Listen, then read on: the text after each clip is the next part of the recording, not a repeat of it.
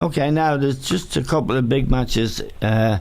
One tonight, John. One tomorrow. The one tomorrow, Chelsea, Manchester City. Huge game. Yeah. You're looking forward to it. Yeah, I think it'll be a great game, Eamon. It'll show what Chelsea have to do to get back on track, even though it's only one defeat. It was a bad defeat in terms of the league, and it could be a shock for them, shocks to the system. I think Conte is great. I think he will react in the right way.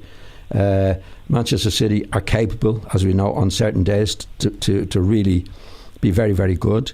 So it's a huge game for Chelsea. I think it's a bigger game for Chelsea than it is for Manchester City, because they've got to get back on track. I think they will get back on track. I don't think they haven't been a fluke this year. I was fascinated by Liam's analysis of City, like how much they have to do to win even the Premier League. Yeah, I mean, they even in one transfer window.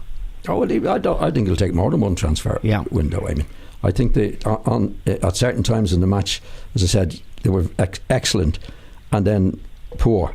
Like, you don't get that with Chelsea. You don't get that with championship winning teams. There's a consistency about them. They don't give goals away, for example. So Manchester City and Guardiola has a lot to do. Yeah, one of the things on Sunday against Arsenal, when they went 1-0 up, they took their foot off the gas, I thought.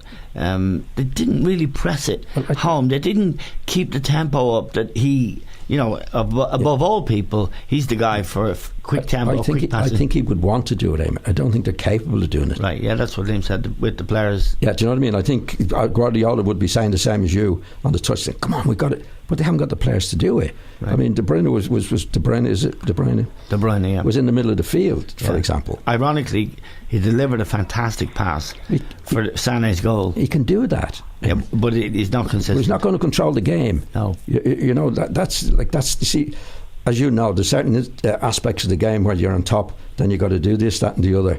They've nobody to do that. I mean, Yaya is probably the best at doing it.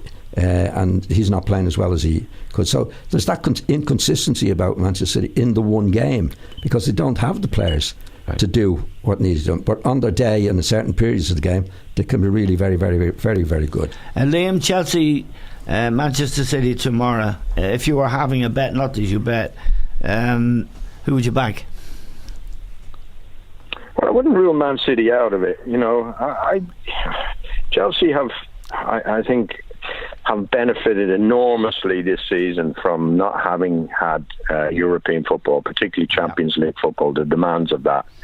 They've had, more or less the same team week in, week out. And I don't think it's any coincidence that they're ahead. And I think they're ahead by 7 or 8 points simply because of that. I don't think they're a great side. No. I think Conte has them organised well, but I don't think they're a side that you would fancy to win the Champions League next season for something like that. You know, yeah. They have, they've done well to go to 3 at the back. They've protected David Luiz with that system. But I see them, as a well organised, hard working side who have 2 or 3 really good players, and Hazard and Costa, as we mentioned. But they're not world beaters by any means. And if City bring their A game, and they could very well do, because of the fact that they might be considered underdogs going there. Yeah. I wouldn't rule out a Man City win, although I've just been critical of them.